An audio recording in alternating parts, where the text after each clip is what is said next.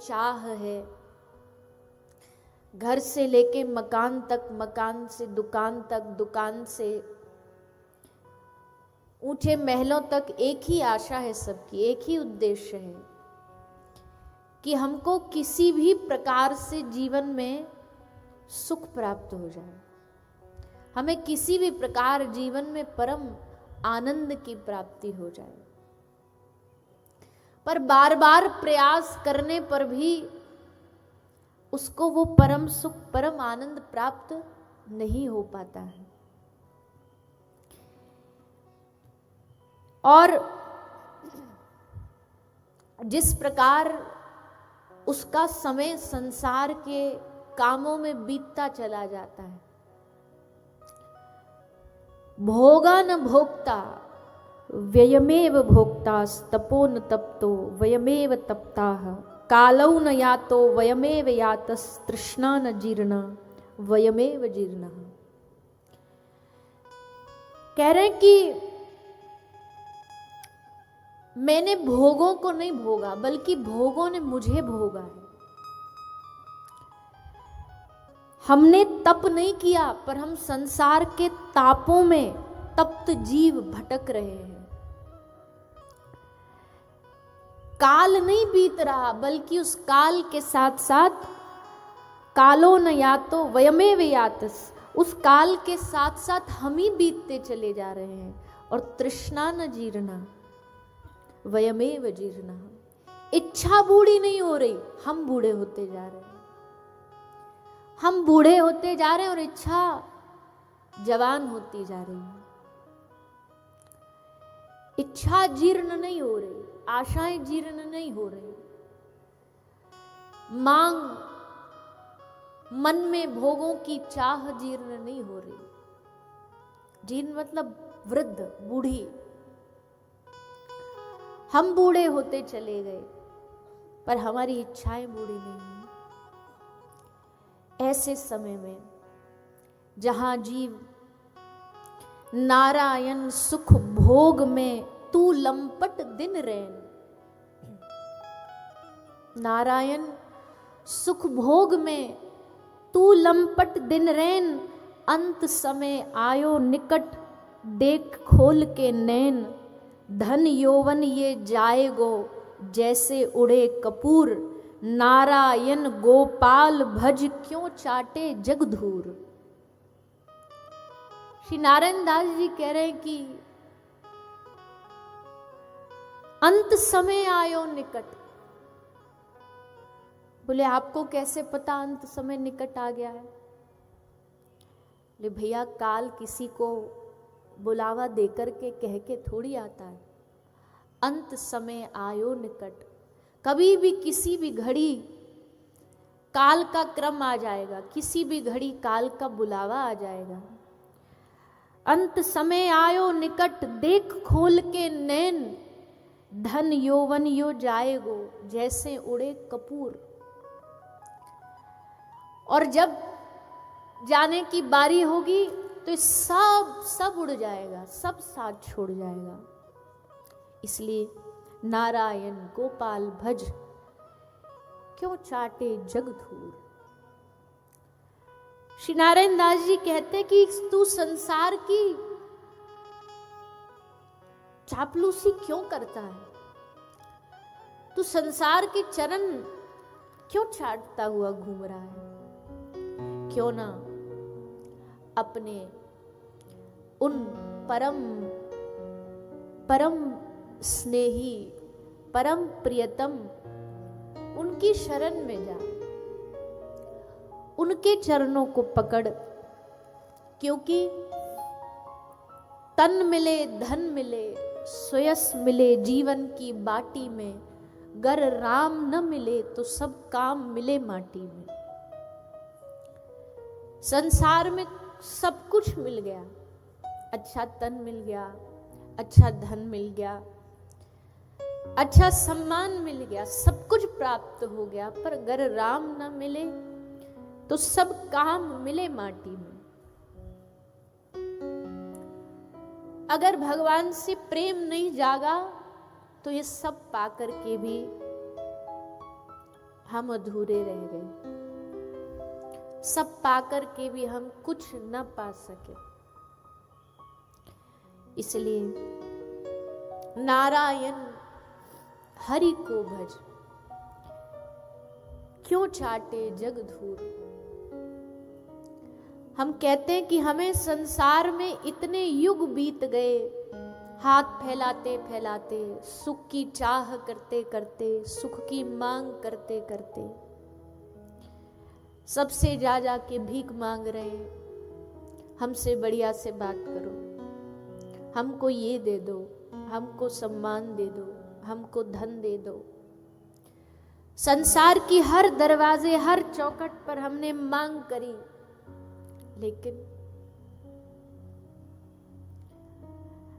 लेकिन किसके द्वारे पर नहीं गए।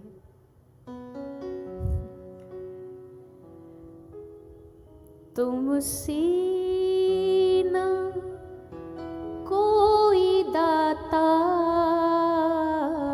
मुझसा नहीं भिखारी।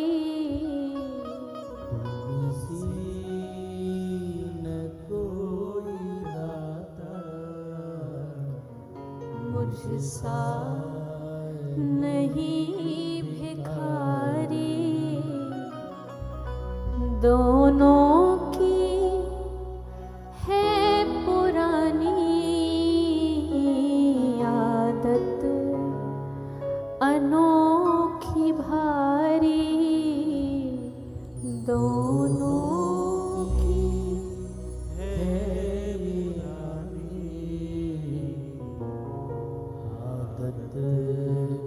अनोखी भारी। कैसी है श्री जी? दुनिया की सबसे बड़ी दाता है।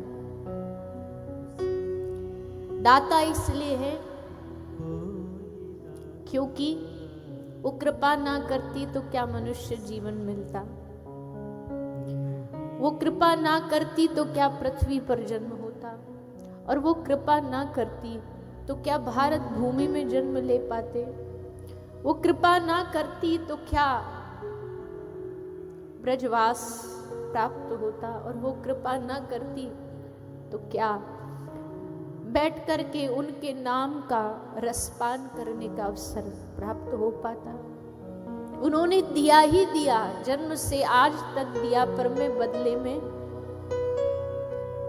कुछ न दे पाया।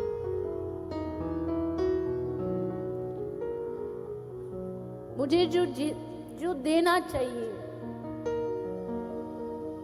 मैं वो दे ना पाया। और इतनी बड़ी दातार जो सरकार है हमारी, इतनी बड़ी जो सत्ता है हमारी, उसको छोड़ करके किनसे मांग रहा हूं?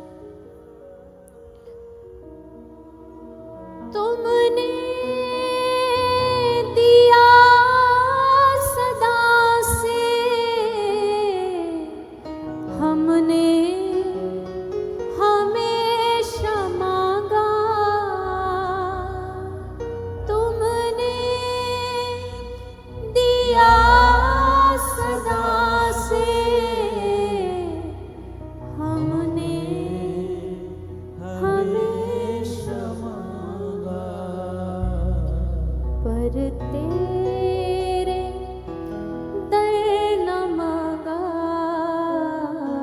दर दर का बना भिखारी, पर तेरे दर आया, दर दर बना भिखारी। तुमसे न कोई दाता मुझसा नहीं भिखारी, तुमसे न कोई दाता मुझसा मांगा हजारों भिखारी। ठोकर हजारों खाई, सबने हमें धुतकारा, भगाया, फिर भी हमने उन्हीं से जाके मांगा, फिर भी हमने उन्हीं से झोली फैलाई।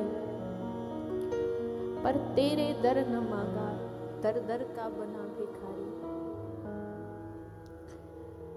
और इसीलिए यही कारण है कि मन मेरा कभी भी शांति को प्राप्त कर नहीं पाया, क्योंकि परम शांति निधान, परम आनंद निधान तो आप हो। आपके दर पर न जाकर के अगर संसार के दर पर भटूंगा तो यही हालात होंगे, यही दशा होगी मेरी, यही दिशा होगी मेरी। ये जानते हुए भी, ये सब जानते हुए भी, फिर भी मन इन्हीं संसार की चीजों में जाकर के उलझता है। लेकिन हे श्यामाजू, हे श्याम सुंदर, अगर तुम चाहो मुझे अपना बनाना, अगर तुम मुझे स्वीकारना चाहो, तो आपके लिए मेरा हृदय बदलना, मेरा मन बदलना कौन सी बड़ी बात है। आपके लिए मेरे हृदय में प्रेम का प्रकाश कर देना कौन सी मुश्किल बात है। आप प्रेम के सिंधु हो, आप प्रेम के सागर हो। उस सागर में से अगर एक बूंद प्रेम की इधर इस हृदय में डाल दोगे, आपका तो कुछ घाटा नहीं होना है, लेकिन मेरा जीवन बन जाएगा। मेरे हृदय में उस प्रेम का प्रादुर्भाव करा दीजिए, मेरे चित्त में अपने लिए प्रगाढ़ प्रेम उत्पन्न कर दीजिए कि आपके अलावा संसार में कोई अच्छा न लगे। संसार छूटता चला जाए और मैं आपका होता चला जाऊं।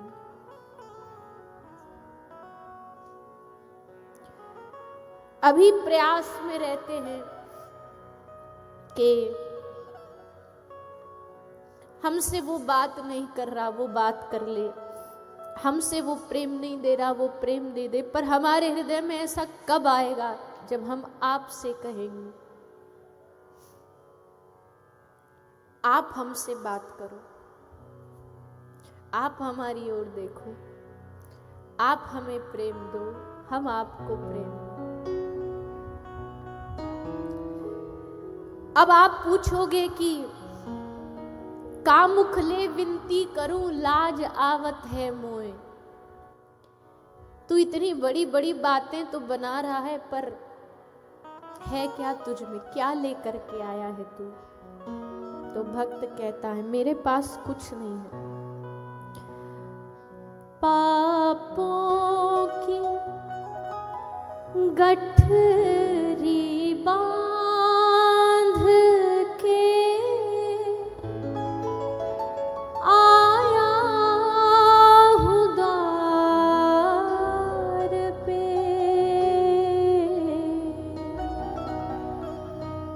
पापों की गठरी बांध के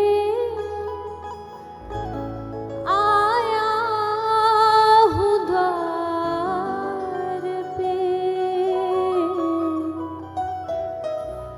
ये भक्त भीख मांगता आंचल पसार के, ये भक्त भीख मांगता आंचल पसार के, करुणा के द्वार खोलिए वृषभानु नंदनी। करुणा करुणा के द्वार खोलिए